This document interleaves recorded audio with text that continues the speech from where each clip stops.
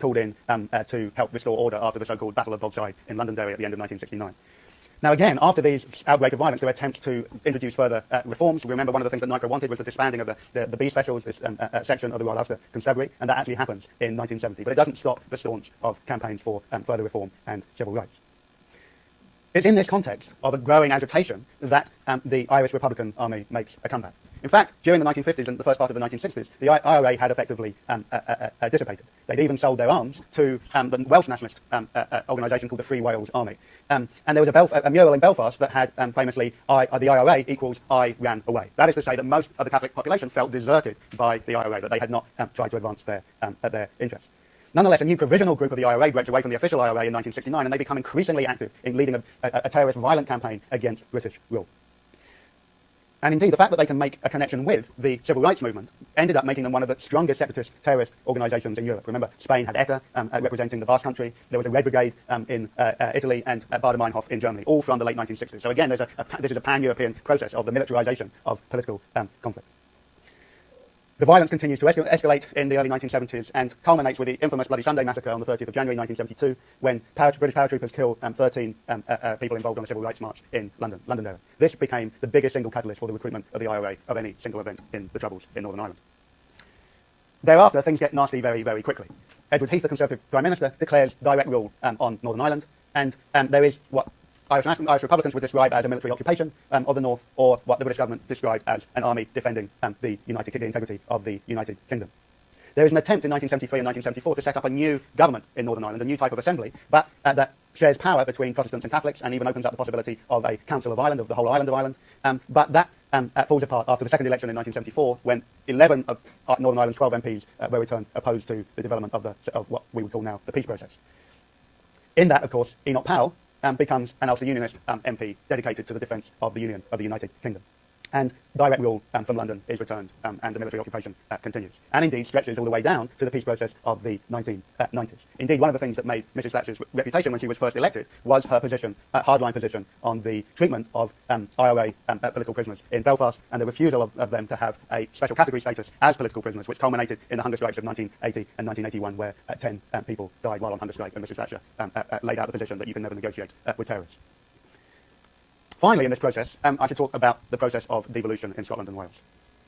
Now, Welsh and Scottish nationalism had been around for a while. There had been a cultural revival, a cultural nationalist revival in the late 19th century and the early 20th century that culminated in the formation of two political parties, Plaid Cymru in 1925, the Welsh Nationalist Political Party, and the Scottish Nationalist Party in 1934. By 1967, Plaid Cymru had successfully agitated for a Welsh Language Act, for the restoration of the Welsh language in Wales, which is why when you go to visit Wales now, all traffic signs and place names are bilingual. And by the end of the 1960s, both Plaid Cymru and the Scottish Nationalist Party are beginning to win by-election victories. Indeed, by the election of 1974, they capture 30% and 10% of their national votes. But SNP gets 30% and Plaid Cymru gets 10%. And the Scottish Nationalist Party's popularity, of course, rose with the discovery of North Sea oil off the coast of Scotland in the middle of the oil crisis. So a big part of the SNP campaign was Scottish oil for Scottish people, that Britain shouldn't be siphoning off the newfound wealth off its coast. This process culminates basically when the Labour government in the late 1970s becomes a minority government. And it becomes a minority government because a number of it wins a very small majority in 1974, and a number of its MPs die, and their by-elections, which means that the Scottish National Party holds the balance of power. And the Labour Party goes into an agreement with Plaid Cymru and the SNP in order to bolster the support of their government, and in return make a promise that there will be a referendum on devolution in both of those countries, which is held in 1979, is roundly defeated in Wales, not by 4 votes against 1, but in proportion of 4 to 1, and Scotland gets 33% of the vote for the referendum, which was 7% short of the required total. As a consequence, these two political parties withdraw their support from the Labour administration, and it's at that moment that there's a vote of no confidence against the Labour government, and that triggers the election that leads Mrs Thatcher to power in 1979. Okay, let me move on to this next section. What I'm interested in doing here basically is showing you how new criticisms of so-called welfare capitalism emerged long before the 1970s, and how the very policies that have subsequently become associated with the arrival of Thatcherism in Britain actually preceded her and were developed by both political parties. So the first thing I want to say is that this emergence of what is often thought of as a Thatcherite critique of welfare capitalism had been around for a while. Enoch Powell, again, you can see what an important figure he is for this lecture, had during the 1960s argued that welfare capitalism and the so-called post-war consensus around the mixed economy was the cause of Britain's relative decline. It was the cause of the growth of permissive legislation, the collapse for the respect of the rule of law and authority, and the erosions of the very ancient institutions which he saw as the bedrock of British culture. Well, still, he suggested, the welfare state had removed the disciplines of poverty and unemployment that made people industrious, and it had created a new dominance of the sort of left liberal experts of the welfare state. And it was these left liberal experts who then promoted policies against racial and sexual discrimination, which for Powell further undermined the idea of individual responsibility. In short, what Powell basically wanted to do was to return the British economy to a free market system that he thought would promote personal responsibility and industry. Now, these ideas weren't just Powell's. They had come in important ways from the work of Hayek at the London School of Economics in the 1940s. And they disseminated broadly through a range of different publications and personal connections. But all of these came together in a new think tank created in 1974 called the Centre for Policy Studies, which was taken up by, in a way, Powell's successor as the sort of intellectual ideologue of the Conservative Party, Keith Joseph, Mrs. Thatcher's brains, if that's possible. And Mrs. Thatcher, indeed, becomes the deputy chairman of the Centre for Policy Studies. And its agenda is basically a duplicate of the one proposed, being developed by Powell. Again, I want to make the point that the rise to prominence of these ideas weren't just in Britain. It's not a coincidence that Hayek gets a Nobel Prize for Economics in 1974 or that Milton Friedman gets one in 1976. These aren't ideas that are limited clearly just to Britain. But I'm going to suggest key elements of them begin to be introduced in the 1970s before the election of Mrs. Thatcher.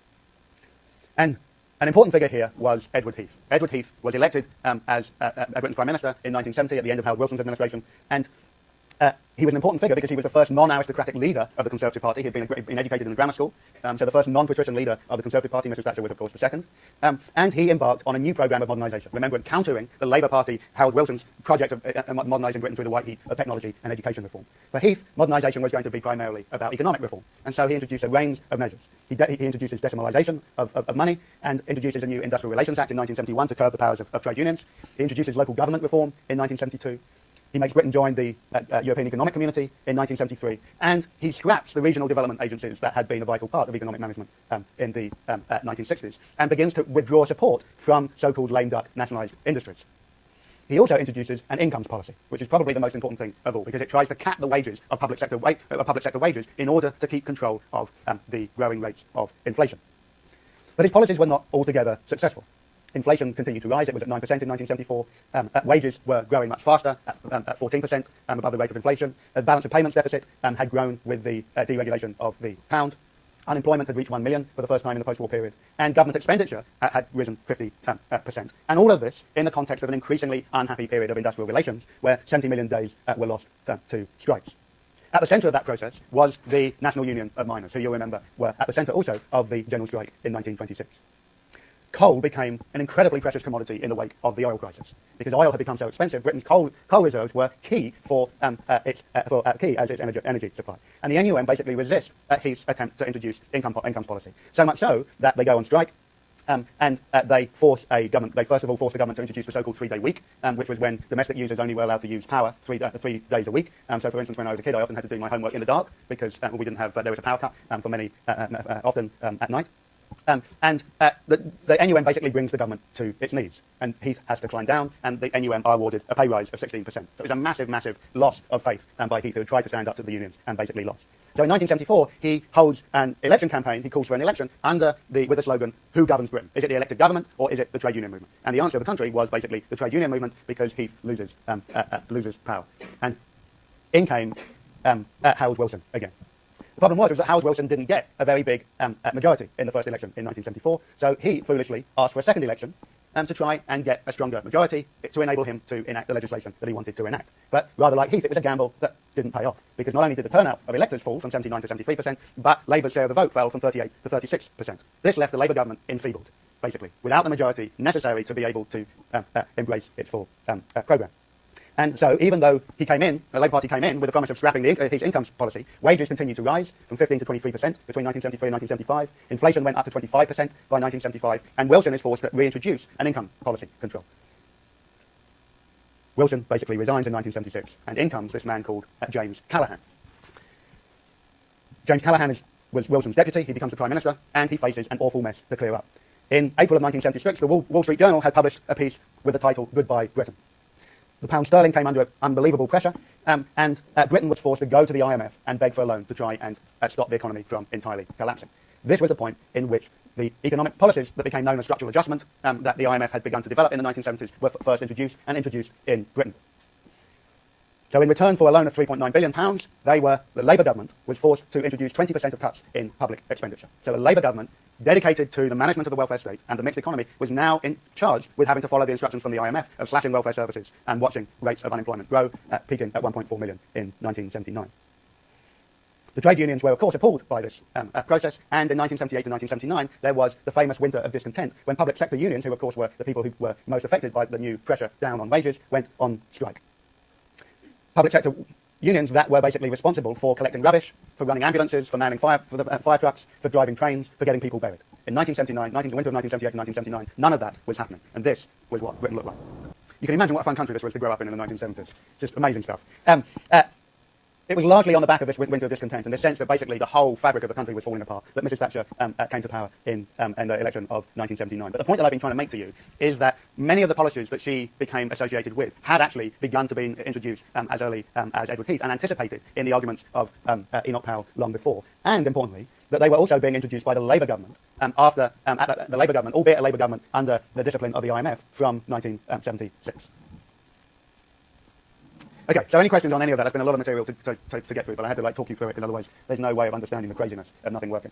Yeah? So part of the apathy of the electorate of the working classes, was that due to some of this winter discontent? I think government let down instead. No, I think that the declining number of people coming out to elections in 1970 and in the two elections in 1974 was about, as rather like the 1930s, this widespread sense that neither of the political parties seemed to be able to address the very fundamental structural problems that had become visible in the aftermath of the breakup of the Bretton Woods system and the oil crisis of 1973. So there was a sense that Britain was facing this global economic challenge, and then it was facing all of these other quite domestic things like the breakup of the potential breakup of the United Kingdom, the debates about immigration and multiculturalism, and nobody, there was a sense that none of the political parties were really grappling with or had a clue about how to fix it.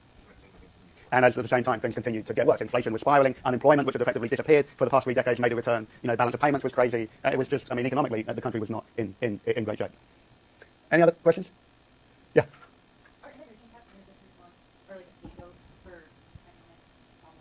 Yeah, that's an argument that is, I think, frequently made, but I think in the British context, the growth of English nationalism and racism in the late 1960s was at a time when actually the economy was in pretty good shape. The wheels, had not come off by any means, and it's really at that moment in the late 1960s that it first becomes really prominent. I think without question, as unemployment grows in the 1970s, there is new support for the racist political parties like the National Front, that does grow, and they win a famous by-election victory in 1976. But I think that it precedes the sense of economic downturn. Okay, so let me move on to this last section of the lecture. What I've been trying to suggest to you so far then is that the emergence of a set of policies that we're now associated with neoliberalism begin to emerge fitfully in Britain in the 1970s. Even if that's to put it too strongly, what we can certainly say for sure is that the old system of Keynesian demand management that had characterised the mixed economy and the social democratic system since the 1940s had begun to fall apart. And as I said, there was this widespread sense of not just economic crisis, but of a certain political chaos or incapacity. Now, we have to be very, very careful here, because there's no doubt that Mrs. Thatcher, like Sid Vicious and the Sex Pistols, did a great job at playing up what a profound sense of crisis there was. That is to say that I'm not trying to suggest for a moment that things were all rosy in Britain in the 1970s, but it's palpably the case that this sense of crisis was something that was inflated by the criticisms of the Conservative Party under Mrs. Thatcher and of the popular culture that surrounded young people in the late 1970s. Even if we think in terms of levels of the standards of living, even of unemployment, Britain in the late 1970s still looks not in that bad a shape. And yet in this last section of the lecture, what I want to suggest is that not only did Thatcher and Punk help produce this sense of crisis as systemic, as a structural problem, but that in many ways their responses to it were remarkably similar. That there was the same emphasis on having to destroy the system, sometimes on destroying it violently or authoritarianly, and to produce that everything would have to fall apart before it could be put back together.